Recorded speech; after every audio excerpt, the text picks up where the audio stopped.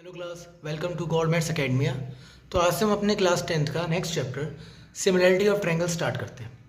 तो similarity of triangles को start करने से पहले कि सिमिलरिटी में हमको क्या क्या पढ़ना है, कॉन्ग्रुएंसी में हम क्लास 9th में क्या पढ़ के आ चुके हैं वहाँ पर भी जाएंगे, पर उससे पहले थोड़ा सा बेसिक पढ़ लेते हैं ट्रायंगल का, ताकि ट्रायंगल्स में हमको जो चीज़ें बीच बीच में यूज़ होती हैं उनमें किसी टाइप की कोई भी दिक्कत ना है।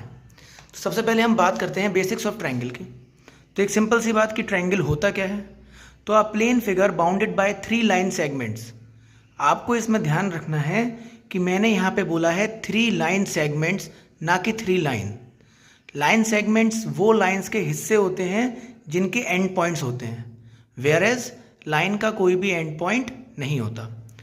तो और साथ साथ में ये एक बाउंडेड फिगर है। बाउंडेड फिगर का मतलब क्या होगा कि ये तीनों तरफ से या चारों तरफ से जितनी भी उसमें साइड्स होंगी उन तरफ से बंद होगा। जैसे कि हमने यहाँ पे दिखाया है, ये भी 3 लाइन सेगमेंट से बना हुआ है और ये भी 3 लाइन सेगमेंट से बना हुआ है। But what is the difference? इसको हम ट्रायंगल बोलेंगे बट हम इसको ट्रायंगल नहीं बोलेंगे, क्योंकि ये यहाँ पे बाउंडेड फिगर नहीं है, बट ये यहाँ पे बाउंडेड फिगर है। तो ये तो बेसिक सा हो गया, समझ गए। आगे हम छोटी सी बात और करते हैं कि ट्रायंगल में क्या क्या चीज़ें होती हैं हमारे पास। तो देखो, ट्रायंगल में जो 3 हमारे पास लाइन सेगमेंट्स थे, उन्हीं लाइन सेगमेंट्स को हम बोलते हैं sides, sides of a triangle. और जहाँ पे 2 लाइन सेगमेंट्स आके मीट करते हैं, जैसे यहाँ पे करा ए, बी और सी पे, इन 3 मीटिंग पॉइंट्स को हम बोलते हैं vertices of a triangle. Okay. और 2 लाइन सेगमेंट्स के बीच में जो एंगल बनता है वो हमारा ट्रायंगल का एंगल कहलाता है। ये हमको बचपन से पता है, ये वाली बात है। हम उसको हम इंटीरियर एंगल भी कहते हैं। एक्सटीरियर एंगल बच्चों को थोड़ा सा नहीं पता होता, तो उसके बारे में थोड़ा डिटेल में बात करते हैं। अगर मैं किसी भी साइड को आगे की तरफ प्रोड्यूस कर दूँ, आगे की तरफ बढ़ा दूँ, तो उस साइड और उसके साथ में दूसरी साइड के बीच में जो बाहर की तरफ एंगल बनता है उसको ही हम क्या बोलते हैं? उसको ही हम एक्सटीरियर एंगल बोलते हैं। नाम में ही एक्सटीरियर है तो कोई परेशानी वाली बात है नहीं। तो ये तो बिल्कुल ही बेसिक लेवल का हो गया, जो मोस्टली हम सबको पता ही होता है। अब थोड़ा सा और हल्का सा एडवांस ग्रुप पे जाएंगे, पर अभी भी हम बेसिक्स पे ही हैं। सबसे पहले तो ये कि sum of the interior angles 180 degree होता है। मतलब ये जो हमारे पास 3 एंगल्स हमने बताए थे, अगर इन तीनों इंटीरियर एंगल्स को मैं ऐड कर दूं, इनका सम निकालूं, तो 180 डिग्री के बराबर आता है। ये बात भी हम छोटी क्लासेस में पढ़ के आ चुके हैं। अब थोड़ी सी इंपॉर्टेंट बात करते हैं। Greater the angle greater the side opposite to it. मतलब ट्रायंगल में जो एंगल जितना बड़ा होगा उसके अपोजिट वाली साइड भी उतनी ही बड़ी होगी। सिमिलरली जो एंगल जितना छोटा होगा उसके अपोजिट वाली साइड भी उतनी ही छोटी होगी। जैसे मैंने यहाँ पे एग्जाम्पल बना रखा है कि मैंने एक ट्रायंगल लिया, हम देख सकते हैं कि ये एंगल 45 है, सबसे छोटा एंगल है इन तीनों में। तो इसके अपोजिट में जो साइड है AC, वो सबसे छोटी है, हम क्लियरली देख पा रहे हैं। ठीक सिमिलरली 60 के सामने वाले AB है, तो वो थोड़ी सी बड़ी होगी, लेकिन 75 के सामने वाले से भी वो छोटी होगी। तो जो एंगल जितना बड़ा होगा उसके अपोजिट में साइड भी उतनी ही बड़ी होगी। हैंस मैं कह सकता हूँ कि किसी भी ट्रायंगल में सबसे बड़ा जो मेरे पास होता है, किसी भी ट्रायंगल में सबसे बड़ा जो मेरे पास एंगल होता है, उसके सामने वाली साइड सबसे बड़ी होती है। इसका बेस्ट एग्जांपल हमने पढ़ा है राइट एंगल ट्रायंगल में। जैसे यहाँ पे एक राइट एंगल ट्रायंगल बना भी रखा है। राइट एंगल ट्रायंगल में ये 90 डिग्री होता है और ये दोनों के दोनों एंगल 90 डिग्री से छोटे होते हैं, ये वाली बात कन्फर्म है। और इस एग्जाम्पल में भी आप देख सकते हो कि सबसे बड़े एंगल के सामने वाली साइड सबसे बड़ी है। और हम पढ़ के भी आते हैं कि ना right angle triangle hypotenuse is the longest side. क्यों लॉन्गेस्ट साइड है? बिकॉज ऑफ दिस प्रॉपर्टी कि जितना बड़ा एंगल होगा उतनी बड़ी उसके अपोजिट में साइड होगी। और इसको उल्टा भी कर सकते हैं कि जो साइड सबसे बड़ी है उसके अपोजिट वाला एंगल भी सबसे बड़ा होगा। हैंस इस थ्योरम का कन्वर्स भी बिल्कुल ट्रू है। इस बात में आई डोंट थिंक कोई परेशानी होनी चाहिए।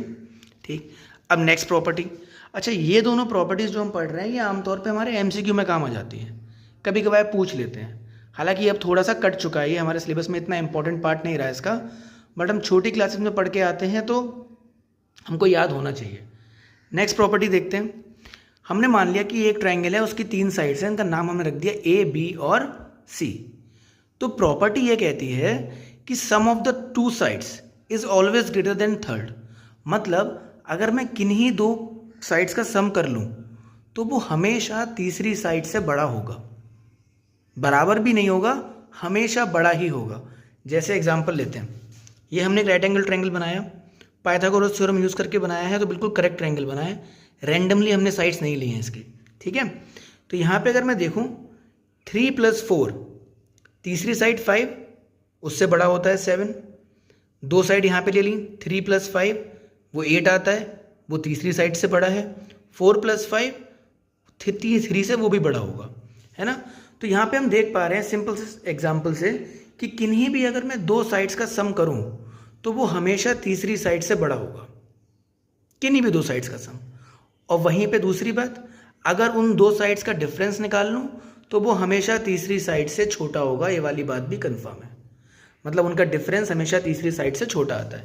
देखिए इसे यहाँ पे देखते हैं, 5 - 3 = 2, थर्ड साइड से छोटा, 4 - 3 = 1, थर्ड साइड से छोटा, 5 - 4 = 1, थर्ड साइड से छोटा। तो डिफरेंस हमेशा थर्ड साइड से छोटा आता है और सम हमेशा थर्ड साइड से बड़ा आता है। तो ये हमारे पास कुछ प्रॉपर्टीज़ थी ट्रायंगल्स की जो हमको बेसिक नॉलेज होनी चाहिए, हमको याद होनी चाहिए, ठीक। इनको एक बार और देख लीजिएगा, आपको पूरा समझ में आ जाएगा कि क्या होता है। अब हम आगे आते हैं अपने टाइप्स ऑफ ट्रायंगल्स पे। Very easy topic. Types of triangle में हमने ट्रायंगल को दो पार्ट्स में बांट रखा है, एक on the basis of their sides और एक on the basis of their angle. तो साइड्स के बेसिस पे भी वो 3 टाइप से बटा हुआ है।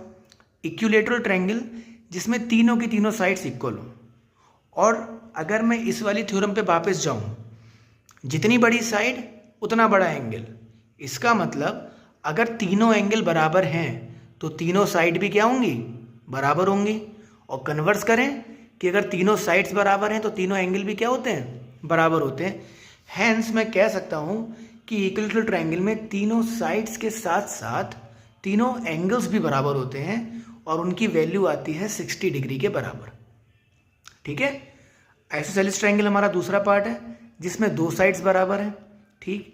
तो फिर से इस वाली प्रॉपर्टी अगर जाएंगे तो अगर दो साइड्स बराबर हैं तो उनके अपोजिट वाले दो एंगल्स भी बराबर होते हैं, और ये प्रॉपर्टी हम पढ़ के भी आ चुके हैं छोटी क्लासेस में। स्केलियन ट्रायंगल जिसमें तीनों साइड्स डिफरेंट हैं तो तीनों एंगल भी डिफरेंट होंगे। ये बात हमको यूज होगी जब हम न्यूमेरिकल्स करेंगे, जब हम क्वेश्चंस करेंगे इसके ऊपर, ठीक है। बीच बीच में आएगा कि आइसोसेलेस ट्रायंगल है तो आइसोसेलेस ट्रायंगल में सिर्फ साइड्स ही इक्वल नहीं होती हैं, एंगल्स भी इक्वल होते हैं। ये हमको अपने दिमाग में रखना पड़ेगा, ठीक। अब बात आती है on the basis of angle. Angles के बेसिस पे भी हमने 3 टाइप से बांट रखा है। पहला एक्यूट एंगल ट्रायंगल है। एक्यूट एंगल ट्रायंगल में क्या खासियत है कि इसके तीनों के तीनों एंगल्स एक्यूट होते हैं। ऐसा नहीं है कि एक एंगल एक्यूट हो और बाकी ना हो, तीनों एंगल्स एक्यूट होते हैं। राइट एंगल ट्रायंगल की बात करें तो उसमें सिर्फ वन एंगल ऐसा होगा जो 90 डिग्री होगा और बाकी दोनों 90 डिग्री से छोटे होंगे, क्योंकि sum of 3 angles of a triangle is equals to 180 degree. अगर एक एंगल 90 डिग्री हो चुका है उसमें तो बाकी बचे हुए दो 90 से छोटे होने चाहिए, है ना, क्योंकि उनका सम 90 के बराबर आएगा। वो आप इस थ्योरम में पुट करके देख सकते हैं, सबसे ऊपर जो लिखी हुई है। ऑब्ट्यूस एंगल ट्रायंगल की बात करें तो उसमें एक एंगल 90 डिग्री से बड़ा होगा। अच्छा, अगर एक एंगल 90 डिग्री से बड़ा हो गया तो इसका मतलब बाकी दोनों एंगल्स का सम 90 डिग्री से छोटा आएगा। इसका मतलब और क्या हुआ कि बाकी दोनों एंगल्स 90 डिग्री से छोटे होंगे, हैंस बाकी दोनों एंगल्स एक्यूट एंगल होंगे। तो ये था हमारे पास बेसिक कि ट्रायंगल्स क्या होते हैं, ट्रायंगल्स में हमको क्या क्या प्रॉपर्टी पढ़नी होती है। आई होप आपको ये सारा समझ में आया होगा। इसके बाद नेक्स्ट लेक्चर में हम सीधे कॉन्ग्रुएंसी और सिमिलरिटी के बीच में क्या डिफरेंस है, सिमिलरिटी क्या होती है, कैसे हम सिमिलरिटीज़ को प्रूव कर सकते हैं, उसके बारे में बात करेंगे। और फिर लगातार जो भी हमारे पास क्वेश्चंस हैं, जितने भी क्वेश्चंस हैं, वो सारे क्वेश्चंस ट्राई करेंगे अपनी बुक्स के। Okay, thank you very much.